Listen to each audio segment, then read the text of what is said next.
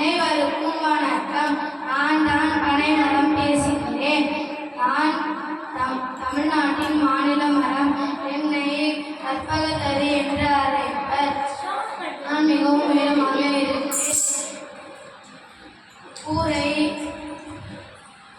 கூரை வேகவும் கூரை பின்னவும் ஓலை தருவேன். திருவள்ளுவர் என் ஓலையை வைத்துதான் திருக்குறளை எழுதினார். மண்ணரிப்பை தடுப்பேன். என் ஓலையை வைத்து பொம்மை விசிறி செய்யலாம்.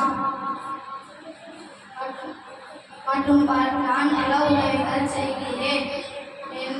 வேர் முதல் நுனி வரை உணவு மருந்து வைத்துள்ளேன். என் வேரில் தண்ணீர் உறிஞ்சுவேன். குழந்தைகளே, நீங்களும் என்னை போல் மற்றவர்களுக்கு நல்லது செய்ய வேண்டும்.